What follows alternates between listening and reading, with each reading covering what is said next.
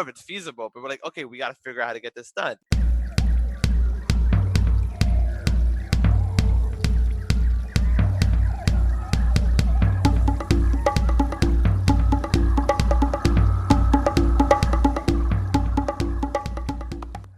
Welcome back to the Wild Business Growth Podcast presented by Hippo Direct.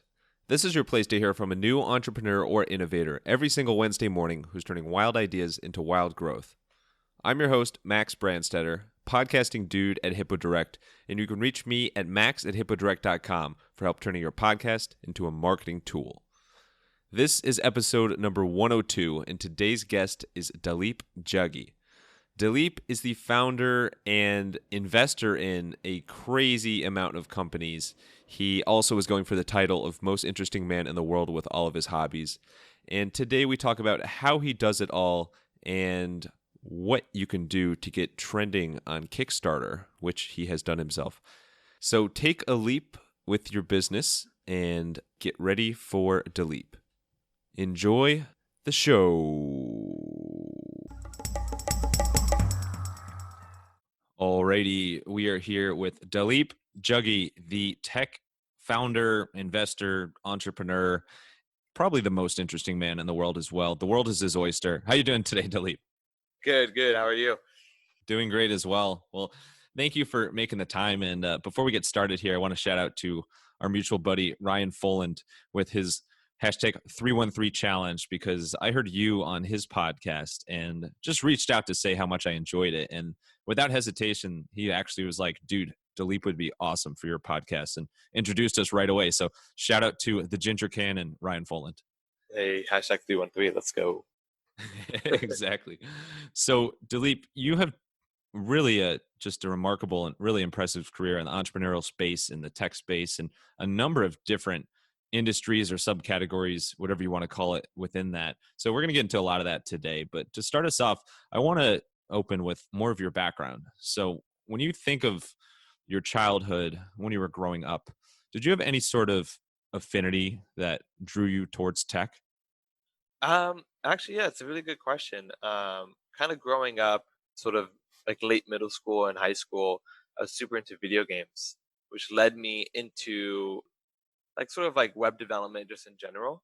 And at that young age, I was super active in terms of like I had like what I called like kiddie companies back then, whether it was like a game server company, a hosting company, and so forth. These were hobbies. They made some extra dollars for extra beer money, but something about just the internet, technology in general, and being active, like in sort of like honing my development skills, was really exciting for me. So I was always in front of the computer, and I think at the time my parents were worried that like he doesn't do anything else. but This kid's that not was going to do anything when he grows up. yeah, exactly. They were like, oh, he just likes to play video games, but really that was the gateway for me into tech. It really gave me a lot to what I have today. What is it that you enjoyed so much about video games? Well, there was a competitive spirit. So the game that I loved was Counter Strike, and so I was part of Oh these yeah, different teams, right? Oh, you play Counter Strike? I'm familiar with it. Yeah. I haven't played video games in way too long, but I'm aware of it. I was growing up. I was everything from Tony Hawk Pro Skater to Call of Duty to Madden to you name it, Grand Theft Auto, of course. Always a good time. I mean, video games are a great way to exercise the brain.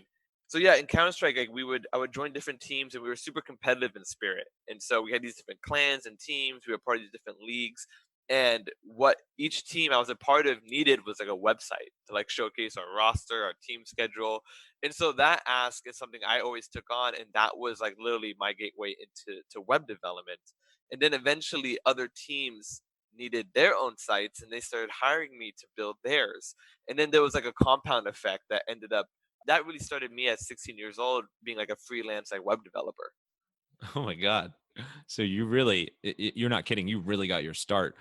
Your first really foray into business was through video games then. Oh, 100%. 100. Even down to the point, which I'm sure we'll talk about later, when I started my agency, the creative director of my agency was someone I met through Counter Strike online, and he lived in Washington State. And so, after many years of working together online, he was a designer, I was a developer. He ended up, and I ended up convincing him to relocate to California and he stayed for the sun, but obviously the work was good, and we built a business that we ended up selling. So Counter Strike in that sort of like realm in that world was so foundational. It gave me a lot. It did. I'm just visualizing the creators of Counter-Strike receiving their royalty checks every time you mention it in this podcast episode because it was so influential to your life and your career. There it So is. so you mentioned you started websites really for your group or team or whatever you want to call it in Counter-Strike and then for more and more people that you met really through the video game or that were playing the video game. So what appealed to you about creating these websites and kind of the web development side of things in the first place? I think it was like a lot of different things, just like the tinkering, right? So each person would come with a different ask, whether it was like, a team or then it would turn into like small businesses. And a lot of times, like in that realm, when you're like perfecting this craft, they would ask something that was just a little bit different. And they would say, "Can you do this?" And you didn't know how, but you always nod your head and say yes. So it was a way of just continuously learning and perfecting my craft, and building a client Rolodex and having a projects that I was proud to show off, like, hey, I built this, I was able to solve these problems, and really just solving those challenges is really kind of I think which kept fueling me. So yeah, I think with anything creative, no project is ever the same. The terrain is so different, and so you end up becoming an expert to navigate all that. And that could be between the project itself, or even like the client's personality and their needs, and solving the customer service and satisfaction level. So it was multifaceted, and extremely fun for me. It sounds like it. And it just so organically happened from something that you're already just having fun doing really in your free time, or probably as your parents would say, with all your time. Yeah, exactly. And so you kind of got the entrepreneurial bug then early. Was there a distinct moment with those first few clients there when you realized, this is actually going to define my career? I could build my own agency. I can start my own businesses like this. Yeah, it's a good question. It's interesting how authentic that time of my life was, because I never thought like I was creating a business. Like these were like hobbies, right? Like I was 16, 17, 18, Yeah. and they kept progressing. I never was saying to myself, "Oh, I'm an entrepreneur." Like that thought never crossed my mind. Nothing said like, "Oh, I can build a life around this." Because I was still going to college, still taking on freelance clients. But it wasn't until like probably my second year or third year in college to when I sort of like I had so much work that I couldn't hire, like I couldn't do it all myself. And so I ended up like renting out an office and going like, you know what, I'm gonna build this place. I wasn't really exposed to agencies, never worked at agencies, but then things ended up just kind of like scaling to where I hired my first part timer in college, then my second part timer, then my full timer, and it kept kind of growing. And eventually, when I actually ended up convincing my creative director to come down, was because of a need that I want the quality, this like creative quality, to come up one step for my clients, because I knew we could do better there. That's really like the pivotal moment to where I said, okay, now I'm building a business. And that's like when, when school was over, I'm now like kind of delving into my career. But everything before then, it was just kind of like, I would even say this to my employees. I would say, this is just a place for us to better our craft, to have fun. It's not about making money. We were, you were closing deals, not making a lot of money, but it's just about us to like, get the expertise, the skills, and for us to become experts in what we do. And were you able to keep that after you graduated? Were you able to keep that culture of fun first and kind of the business follows? Because that's a really incredible way of starting something. Absolutely. Yeah, and I think if there's anything that was done correctly in the agency, it was the culture. I had a very positive team. No one ever left, for 5 years until we sold the company. We kind of had this like mindset of just like we want everyone to, if they were hired as a junior, to make them a senior. For every project, we would kind of like grade it in multiple ways. And one of the ways was like how like desirable the project was, from like obtaining that into our portfolio, for having someone the ability to learn a new, maybe a new programming language or whatever it may be. So sometimes we would take certain projects just based on like it benefited an employee individually and they really wanted to do that. So yeah, that's something that we maintained throughout the entire company duration. Yeah, yeah. And when you treat your employees with projects that are so fulfilling like that, it can clearly go a long way. So let's dive into that. So let's get we'll fast forward the time a little bit. You graduated college, congratulations, and you are running, full time Devise Interactive, which kind of alluded to earlier that you ended up selling within 5 years. So congrats again on that. I mean, Thank you. there's only so many different ways that you can kind of put a wrap on a business that you started, but an exit is clearly something that so many founders out there strive for, and you did it in really such a short time frame. So we're going to get into more of that in a little bit, but before we get into that, when you think about the early days of building the business and getting more clients and actually creating enough income for you and your team there, what can you point to as being the things you did, or maybe it's a couple decisions you made really early on that boded really, really well for you and the success of the company? Yeah, it's a really good question. So I'm trying to like put myself back on like the early, where Yeah, was hop into the I? time machine. um, Let me first start with this. So when you're in the creative space, so we were branding and engineering studio. A lot of times we're looking for clients. There's like, there's freelancer.com, there's Craigslist, there's these different places that people post different jobs, and you're competing with the world, right? What's hard is like to really for you to understand your process and your value and your worth. So for me, the way that I was able to get clients wasn't through any of those channels. It was really being active in my community. What I mean by that is I was on the board of a group called Add2OC. I was a board of a couple different networking groups, and I would constantly attend these different groups in my local community and cultivate really strong relationships. Because what ends up happening is if you're pitching to a potential prospect and it's very dry, there's something to be said for they don't really know. It takes time to build up the intuition of your company, who you are, and what you really value. So in that moment, you're kind of pitching at maybe at a price level. And then it's a kind of a commodity because they're sourcing a lot of different people and it's super competitive, and that's completely fair. But when you're cultivating deep relationships, for me, a lot of time it's not about what they're hiring, it's about who they're hiring. And because they knew me or they understood what my value was, they had an idea of my team. These clients and these people really understood like Devise Interactive's mission, and so they kept circling back for more work, and that served me really well. Obviously, that's slower. It took time. I've been servicing clients, from a young age, and I benefited from that compound effect. But I think just being super active in my local community and spending the time to not find a sale, but just like donate my time to the community and cultivate those relationships end up having a high ROI for me into the clients I was able to find. And I remember from Ryan's podcast, the 313 Challenge, you talked about OC Tech Happy Hour. And so still to this day, you are so involved in organizations like that. And especially when it comes to entrepreneurs and people in the tech space. So that's clearly something that's been consistent throughout your career. Constantly.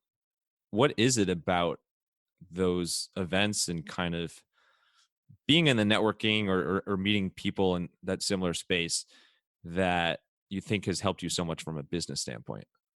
Yeah, it's hard. You couldn't even summarize it in a sentence. It's almost like you're peeling this like onion, and it has multiple layers. Because if you ever track like maybe a sale or maybe a new employee or any sort of like business movement, to track that, like I would meet someone at an event who then introduced me to Ryan, who then introduced me to Max, and then that's how you're here today. So there's like a way of how things kind of unfold. So it wasn't about like going in there and like having an objective to meet or like satisfy a certain problem or need that I had. It was about just like meeting these individuals, and then in conversation you would learn something about me or learn something about them that would say, "Hey, you know what? You should look at this book." Or, "Hey, you know what? You should look at this individual.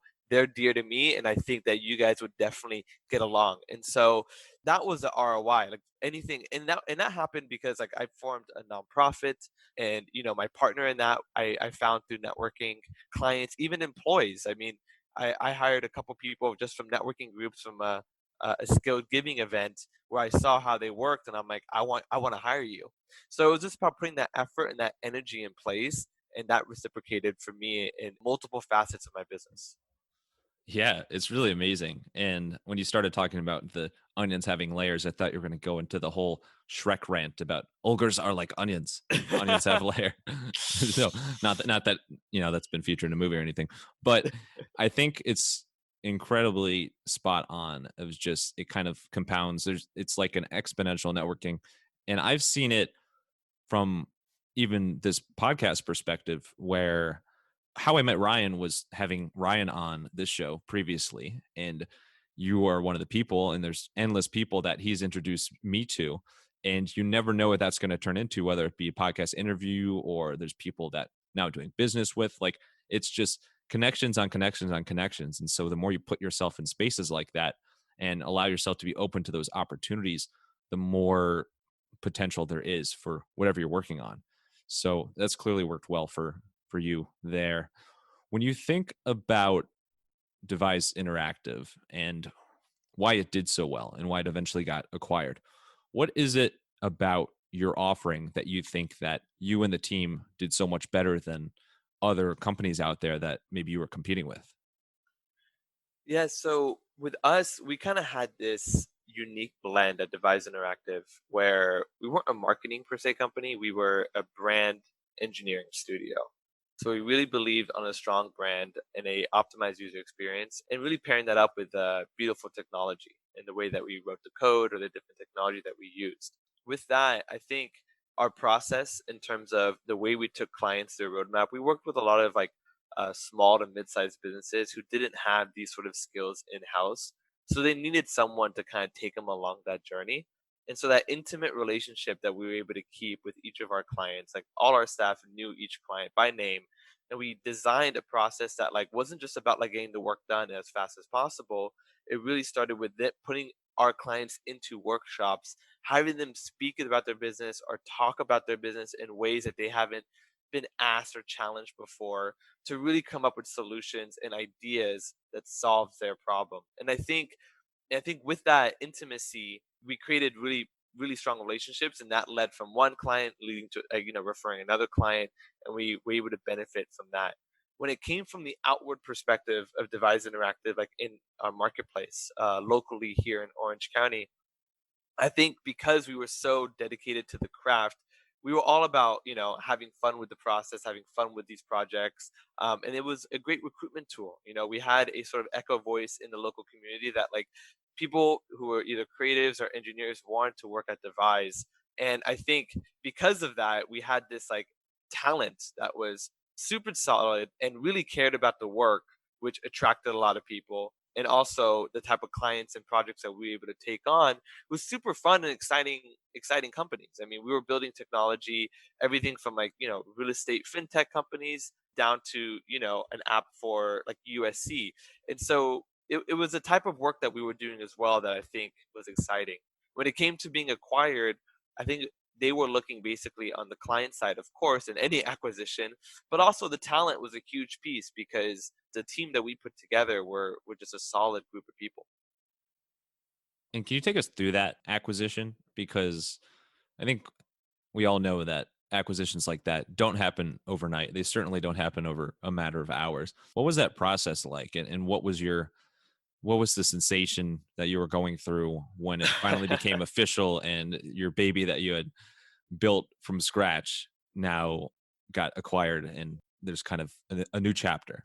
I'll tell you, it wasn't easy. Um, it took first off, it took a year to make it happen. Oh my Wasn't god. interested in selling, and was definitely offered before once or twice, but this offer was a bit different in terms of the type of company that was acquiring and their status. And there was a couple other reasons that we can dive into later. But throughout the entire year, Max, it was almost like you would wake up some days and you'd be like, "Heck no, we're not selling. Like, no way." And then the next day, you're like, maybe we not a bad idea today." So Joke's there on was you. it was yeah, there was like a teeter totter for sure. But the moment that we got sold, I was stoked. I was really excited for the next chapter for my life.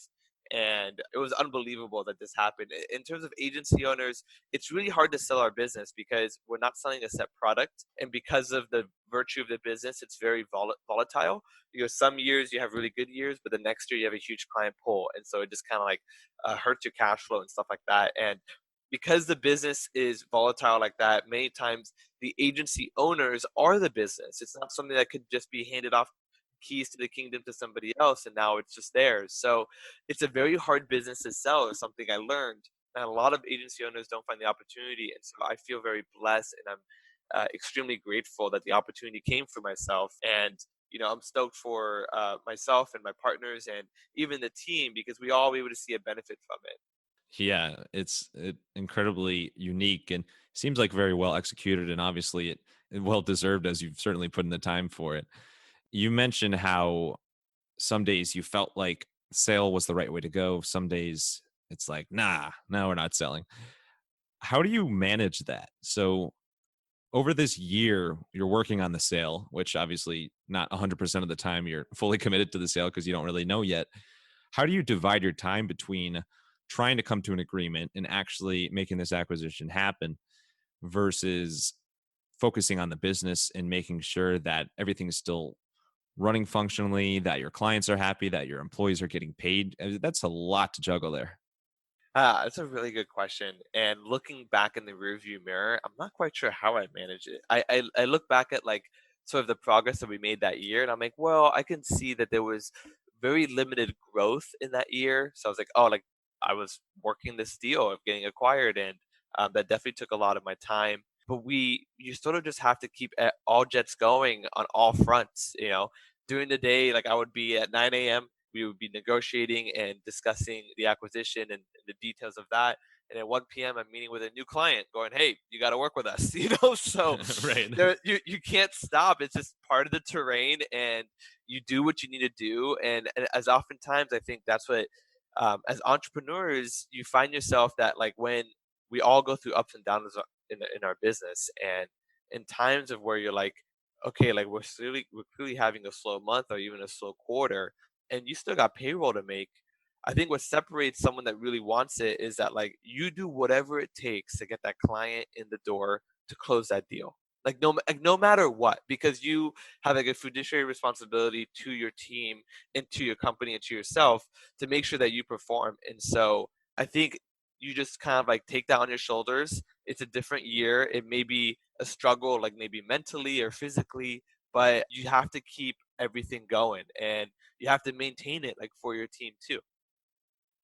I'm imagining the man behind the curtain, like in the Wizard of Oz, where you kind of putting on this visualization of like, oh no, everything's fine, business as usual, but in the back end, behind this curtain, behind the scenes, behind the curtain, you're like aggressively trying to get this sale figured out. So it's kind of fun, like you're like the definition of wearing multiple hats there, the multiple sides of the business, and you worked for it. So that is Devise Interactive and was acquired in 2018. And so if you look at your portfolio on your website, dalipjaggi.com, there are seemingly endless things that you have either founded, invented, or invested in.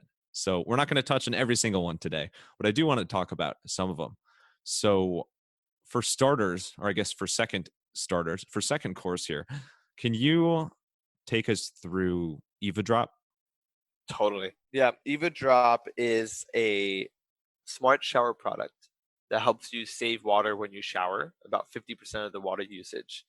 That's an interesting product. A buddy of mine, also an entrepreneur, Tori, he came up with this concept that was kind of like, how to create this like smart device that helps you save water. And then we rapped about it for a second and said, oh, what if we had some sensors here? And we had a very loose idea of how to build this product. What ended up happening is that we drew it out, and so we had like an animation drawing, and we said, okay, this sounds like a cool concept. Now keep in mind, we are not product people. So we ended up putting it on Kickstarter, and we're like, all right, if we do more than 50,000, then we have to figure out how to get it done. And we end up doing 150,000 on Oh Kickstarter. my So we're God. like, okay, we better figure. We don't even know if it's feasible, but we're like, okay, we got to figure out how to get this done. And loosely, we knew it's feasible in the sense of like, we weren't like inventing. It wasn't rocket science. But we're like, okay, like product, electrical in the water, like what's feasible? How's the battery consumption? It seems like certainly some safety concerns there. So it's not, it's kind of rocket science. So we faced a couple challenges through the journey, but we ended up, yeah. So it was really amazing because we put it on Kickstarter over one weekend. We rose 150,000 in 6 weeks. and then we got to product development, and then we were able to build a product. We have it in a shower here in Costa Mesa. So Max, if you're ever in Orange County, come. You can take a shower with Eva. I would love to shower with Eva in Orange County. That's what I've said since I was a little kid. And yeah, now we have patents, we have the whole technology, and we were gearing up for a sale on that company until COVID hit, because some of Mm. these companies that were interested in the patent were going to fly down to come shower with it. So we're a little bit delayed due to the current climate, but yeah, that's a little bit about Eva Drop. Wow, that's you put yourself in a hell of a setup there, where people who are investing or considering acquiring the business have to take a shower as part of the process. Well, it's on request of theirs, so they're like, we want to feel it. You know what I mean? So It's an opt-in shower. Yeah. yeah. So that's amazing. I didn't realize the whole Kickstarter side of that. Do you have any advice for raising so much money on Kickstarter? Because it's obviously ruthless there, and I'm sure way more products than not fall miserably short of their goals there. How the heck did you triple yours? Yeah, that's a good question. It's been a while since I've done a Kickstarter. I think, okay, so the common misconception is you put it on Kickstarter, and then what happens is I'm gonna go tell Max and my friends about it, and Max and his friends are gonna tell my friends. So like the first 3, 5 days, you kind of like start seeing some growth, but then you hit a plateau. And so you really need to like figure out, like, through the duration of whatever your campaign is, how to get another suite of eyeballs. Now, the common misconception is, okay, you're gonna hire a PR company, but realistically speaking, they're gonna put it on, the front. Maybe you get an article in the New York Times or whatever, but it may not drive enough traffic, or it may not be compelling enough for people to take action.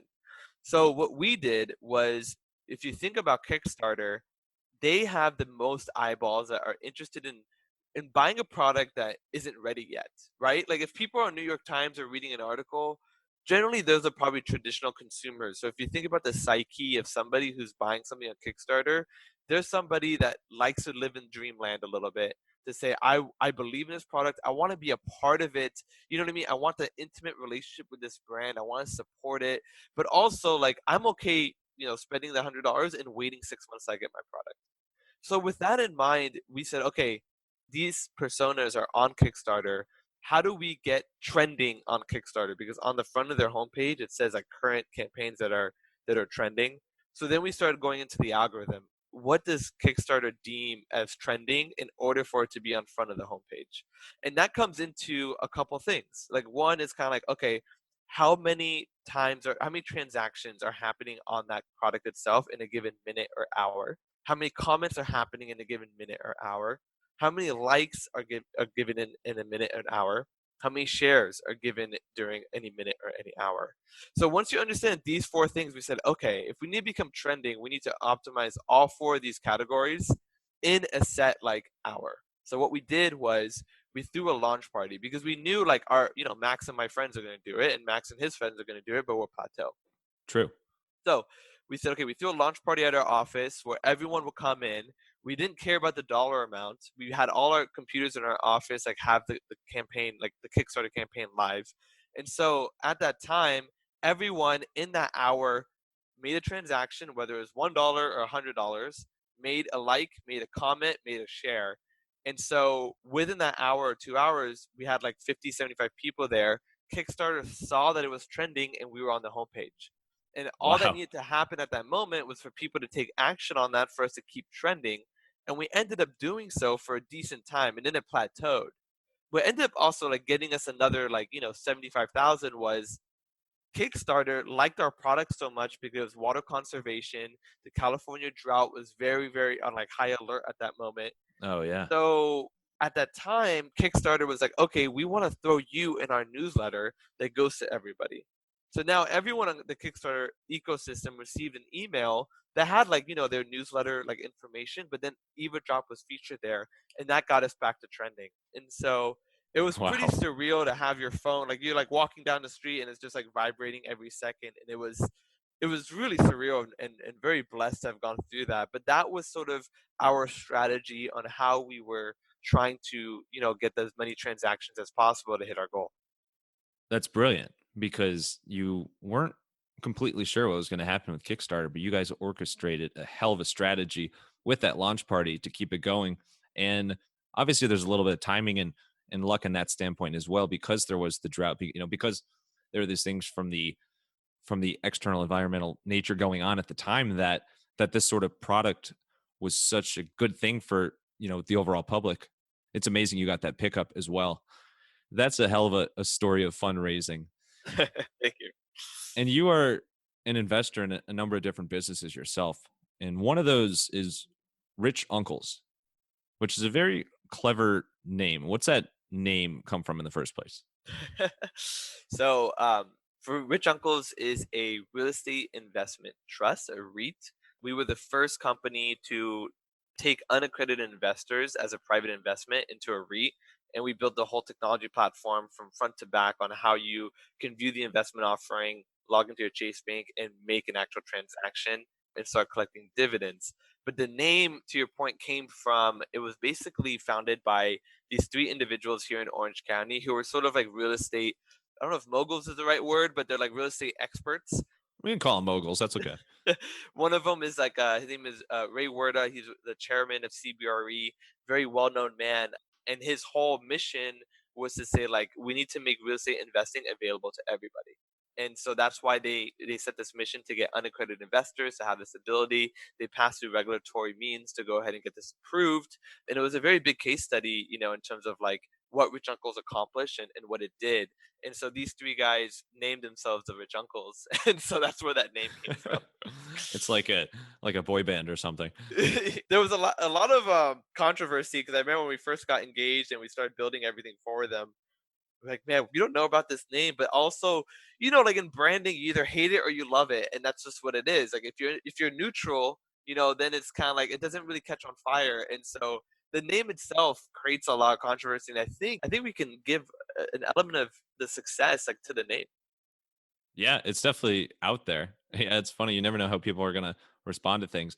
What is it? What's the biggest thing that attracted you to getting involved with Rich Uncles in the first place? So, I mean, I've always been I have a passion of real estate. I've never been able to gauge into real estate until recently. And so when they came across it was a really big tech platform. So Devise powered the entire technology piece. We built the technology for them. But two, like I was very interested in real estate and it was just a passion of mine to learn more. And so kinesthetically through that process and through the three rich uncles, I was able to cultivate really strong relationships with them, learn a lot about real estate and really just get myself involved into fintech. And so the project itself was just high interest of mine and something I'm very passionate about still. Well, keep working on things that tie close to your passion, because clearly that's like your MO works out well for you. And so, just in the examples that we've discussed, we've seen the wide range of industries that you've worked in. And lately, there's something else that you've been doing. So, can you introduce us to Revive and what your mission is there? Sure, yeah. Revive is a pretty much it's an agent empowerment company. And so real estate agents are struggling right now where you have Zillow and Redfin who are pretty much replacing the agent completely. Now, as you probably know, like sellers kind of just can go online, view the whole like directory of homes, and kind of just like it's a seller's market. They pick what they want, and the agent kind of like facilitates a transaction. And now, a lot of times, like other agents to gain listings are discounting their commissions, or there's even brokerages who just have like a flat fee. And so you're quickly seeing it turn into a commodity. It's just people are racing to the floor of what the price threshold is going to be. So our mission is to go ahead and create tools that empower agents to add more value into that transaction. We have a suite of tools, but the first tool that we came out with is we have the ability to front the cost of resale home improvements at no interest or fees to their sellers. So let's say Max, you were an agent and you had a home that you're selling for your client, but it needed some flooring or staging or new kitchen because you knew with some slight like modifications you could bring that home in the best light as possible to sell it for more money or even at a quicker speed. And so we're trying to remove that like financial friction and enable that agent to say, hey, I can front these costs for you. Let's get this work done. And this is a way that we're going to sell it for more money than what it's worth today. And so Revive, once again, is all about agent empowerment. Did this experience with rich uncles kind of crystallize your passion for doing something in the real estate space? N- Uh, yes and no. Yes, because I've always wanted to do another real estate fintech platform, and Revive is that. But really, Revive is the first client of my new startup studio, which is called Branch, which we could dive into in a second. And so it's been in stealth mode, the startup studio, for the last few months. But Revive is like sort of the first product out of that. And so I found a really good partner who really wanted to build this out and really liked the idea, and so we got to work about 4 months ago, and now we're full in swing. We have clients, we're revenue making, we've hired, we have a small team, and so the company is starting to grow. That's a beautiful thing to see. And so I totally thought of this on my own. You did not prompt me to say this, but tell us about Branch, your stealthy startup studio that you literally just mentioned. Branch is a so coming from that agency perspective, the thing is, like, when I worked in the agency and ran Devise, you always had this relationship with your clients to where you were a hired vendor and not a valued partner. And I think all agencies struggle with this. I also think of agencies as almost like a big freelancer on steroids, because a freelancer, their commitment is to the next biggest job, right? So like if I close a deal that was 100,000 and then Max came by and hired me for 200,000. Like, This is like happening next week.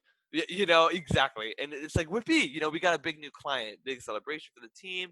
But that big win that happened last month is almost irrelevant. I feel like a lot of agencies kind of struggle with this. And that's why their relationship with their clients is kind of like just a vendor rather than a valued partner. So I really wanted to change this dynamic because at Devise, I love building products. But I want to do more. And we built like hundreds of applications, but 90% of them failed, mainly based off the execution, the marketing, the sales, the regulatory, etc.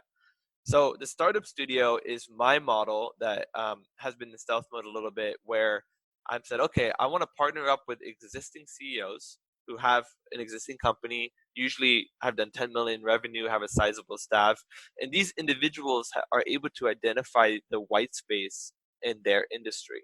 Usually they understand the pain points of their partners, their clients, and even themselves. And so they're able to really recognize a hole that needs to be filled. So these guys usually have another idea, and so they come to Branch, and Branch goes ahead and partners with these guys. They inject some capital to support this new company over the next 12 months, and my team and I go ahead and build that new company into multiple phases. And at that point, at the end of 12 months, once it's a viable business, it's generating revenue, that CEO who was running the other company can now take over this new company because now it has staff, it has revenue, it has all the functions that a normal business would have. We just built it up to that point. And so that's what Branch is all about. Is it's kind of making this case that like studio born startups is a way to build companies, but also mitigate our risk in the way that we have a process of how we build companies. But on the flip side of that, we're partnering up with CEOs who were leveraging their network and their infrastructure as a path to market in a much quicker way. It seems like a really, really cool way, clever way to go about it. So whether it be in stealthy startup mode or unstealthy, it seems like you have a really cool philosophy of encouraging more startups there. And Dalip, to help you promote your company, I'm going to change my name to Max Branstetter just for you. There it is. I like that. I'm going to put that on our case studies. Hey, this is Max Branstetter. I have a question. Do you have a podcast or are you thinking about having a podcast? Yes, that was a two-part question. There has never been a better time to use a podcast to help market your brand. But it does take an insane amount of time to put a podcast together. I'm talking hours every week. When you're editing a podcast, it feels like you're moving in slow motion because every time you pause, real life time is still going, but your time going through that podcast episode is paused. It can feel like it takes an incredibly long amount of time. So that is why I am here to help you. You can email me at max@hippodirect.com and I will take care of all the behind the scenes work for your podcast. You can take care of the hosting. You can do the things you want as far as the fun parts of the podcast and interviewing amazing people. I will take care of everything behind the scenes reach me at max@hippodirect.com. Let's make it happen. Let's get wild. Now, back to Dalip. So let's switch gears a little bit. Let's get to a segment on inspiration and creativity. So when you think about what you've done and the creative output that arises from who knows where, what do you do to stay creative? Oh, so I mean, creativity comes from all forms. I think the one thing that I do is I have a ton of different hobbies. And so Yeah, recently I just started running. I think running can spark some creativity because as you're running and you're in that rhythm, you may have ideas for your business. But it all channels back to like every spare moment that I have. I'm constantly working on my companies and my portfolio and nurturing that in the best way as possible. And so a lot of times it's just coming from being active and doing other things that are away from the screen or completely separate from work, which then is just sparking new ideas that I can implement into my daily workflow. and so there's running. What else do you do? And I've seen from your Instagram that you seemingly are constantly climbing something or swimming through something. Like there's an endless stream of a hobby. You put your money where your mouth is. I love, yeah. So running is one. I just started to learn surfing. I'm a big snowboarder. I love playing chess with my friends. I'm the guy that goes to your house party and brings a chessboard every time. Oh, of course. You know, Wouldn't expect anything less.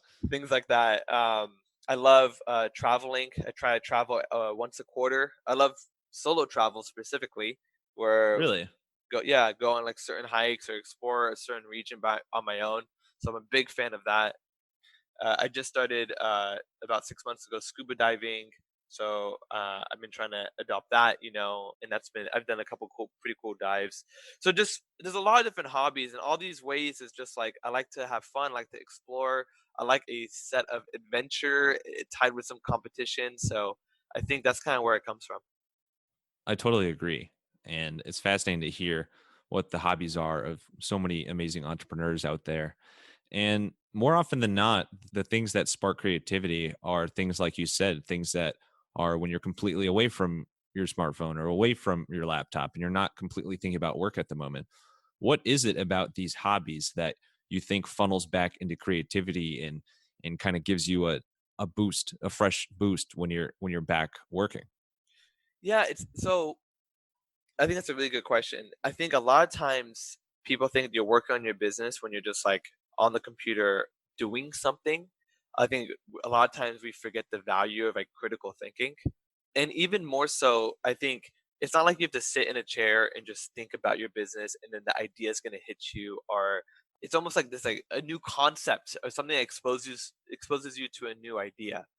And so we'll constantly analyze and like see what you do day to day. If you're engaging with a restaurant, look at their workflow and see if you can take some inspiration that you can mash into your funnels online or whatever it may be. So sometimes when you're, let's say it's running, something as simple as that, you may not be actively going, I'm thinking about my business and how am I going to solve this? But it's kind of like, it's floating around in your mind. And so as you're running, things come into your mind, but then you kind of see a squirrel and it's out of your mind. But then like it just kind of like I'm trying to find the words that kind of explain it, but like then something sparks maybe a different perspective or a different thought that you're like, wow, like that actually adds a lot of value. And sometimes it's not so many fireworks that says, oh, that's a great idea, I need to implement it. But it's like nurturing that thought in a different way while Yeah. releasing different chemicals of your brain that allow things to nourish and nurture a little bit better. And so I think it's not about just like, oh, like having that like spark of a mindset. It's just like you're thinking about the same thing just in a different way and it adds more clarity. It really does. That's a great way to put it into words there. I struggled for a second there. I'm like, how do I explain I this? was gonna, yeah, I was gonna, cut you off anytime. No, no, that was great. It's spot on with the way that it ties back in that way. And I've noticed this recently. You know how you hear all the time people saying shower thoughts, like when you go take a shower, like you, and for your case, this could tie back to one of your businesses. But when you go to take a shower and kind of ideas click in your head, or you have some really creative thoughts, and so I've noticed recently that that can even apply. This is going to sound funny, but I'm not kidding. When I go pee, I have noticed while standing there that within a matter of seconds, I have somehow subconsciously put some thoughts together and like arrived at a conclusion that I previously didn't. So go to the bathroom more, I think is what I'm saying. There you go. Good ideas from everywhere. It applies to washing your hands as well. Yes. So let's get to a fan favorite segment called the Wild Business Shout Out of the Week. The Wild Business Shout Out of the Week. I can't wait. It's amazing, isn't it? Wild Business Shout Out of the Week. This is where we talk about a recent brand or campaign, something really cool and creative that caught our attention.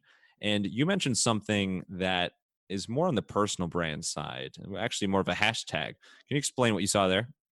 Yeah, so basically, I'm not a marketer per se, and so I don't engage with a lot of brands. But one of the things I noticed that my buddy does, his name's Mikhail.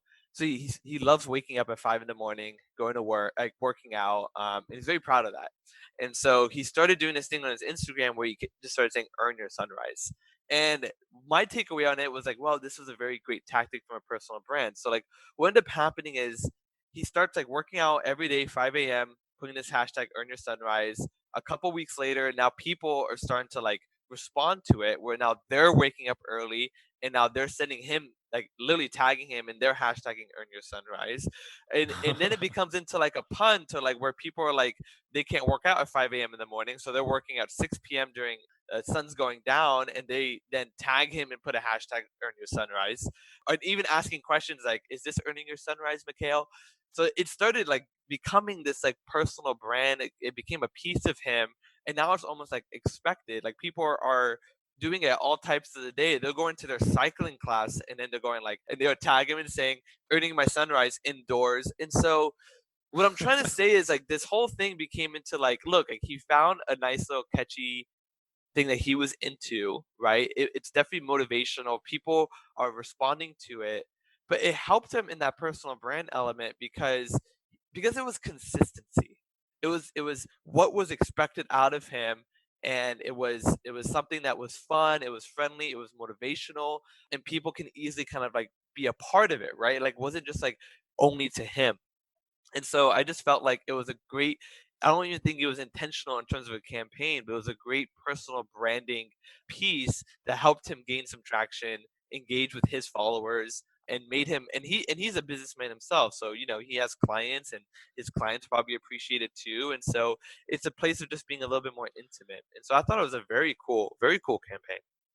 That is very cool. And these are some of my favorite examples because obviously some of the biggest brands out there that have, figuratively endless marketing budgets, you assume that they can come up with clever campaigns and kind of break through the noise every now and then. But sometimes it's individuals like this that just start something for fun and it really catches on. And that's what you're describing there. It reminds me of another kind of similar thing that's been going on for a while. Are you familiar with Jocko by any chance? Jocko Willink? No, I'm not. Okay, so lives in I think he lives in San Diego. But anyway, he is a former Navy SEAL, and he's got an incredible background in the military. And now he's got a podcast that is crazy popular.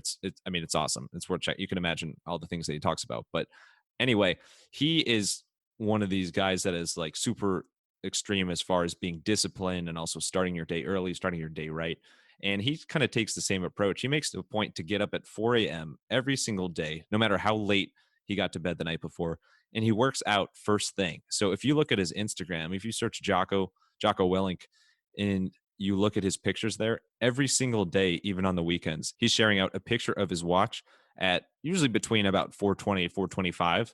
And that's the time that he started his workout that day. And it's just crazy, but it gets people going. And like you were saying with your buddy in that example, he's got a diehard following who has started doing the same thing and they kind of replicate what he's doing. Yeah.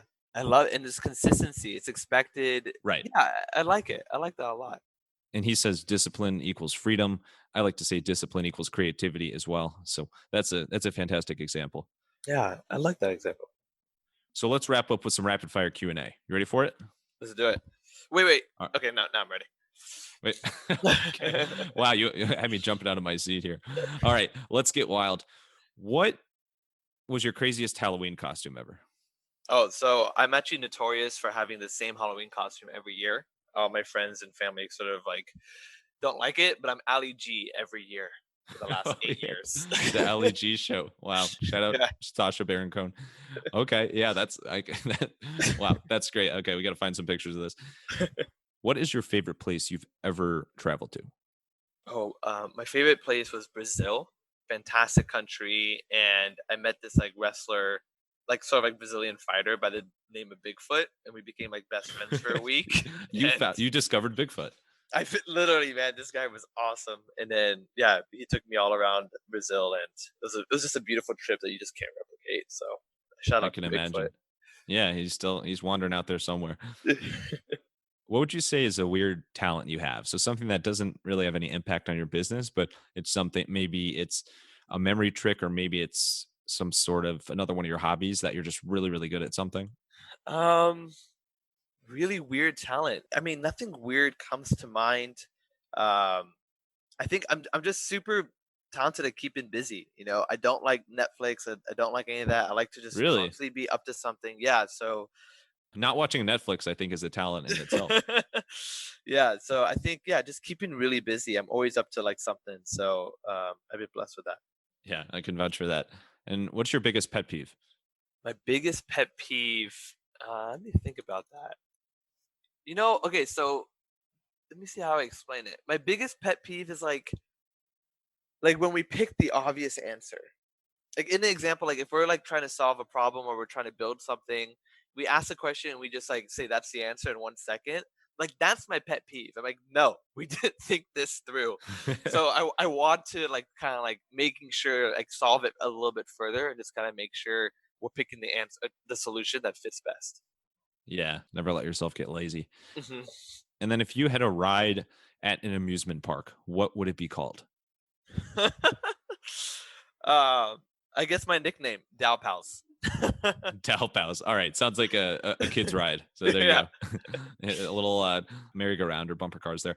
Well, Dalip Dalpals, thank you so much for joining the show, coming on the podcast, and sharing your amazing background and all the things you're up to when you're not watching Netflix, which is all the time. So thanks for sharing everything. And where's the best place for people to connect with you personally? And then any one of your companies or whatever you want to shout out for on the professional side. Yeah, for sure. I mean, I'm always available, Max. Like, think of me as a resource. Anyone listening to this, feel free to reach out anytime. My website is Dalip, Dalip, P as in Peter, Jaggi, .com. And then there you'll find my contact details and stuff like that. So yeah, thanks for having me, man. This is great. And I felt like the questions were phenomenal. Oh, thank you. Well, thank you for sending me all the questions in advance. And no, this was awesome. And last thing here, final thoughts. The stage is yours. A line. It could be a solo on your favorite instrument, whatever you want. Send us off here. Oh, I would just say to anyone listening, just always think about the energy that you're outputting. And so, if you're building a business or you're going to school, just think about like if you're putting the right energy out. And so, just start with that, and I think everything else will follow. And Dalip definitely has that energy. Thank you, Dalip, for coming on the show and sharing all of your stories and stories. And thank you, wild listeners, for tuning in to another episode. If you want to hear more wild stories like this one, make sure to subscribe to this podcast on your favorite app and leave us a 5-star review on Apple Podcasts. You can also check us out on Good Pods, where you can find all the podcasts your friends, family, and other favorite people are listening to. In addition, dive into our marketing and business growth resources at hippodirect.com/blog and hippodirect.com/newsletter. That newsletter is the Hippo Digest, and it's your place for wild marketing ideas every single week. And of course, certainly not least, come say hey on your favorite social media platforms at the handles Hippo Direct and Max Branstetter. Until next time, let your business run wild. Bring on the bongos!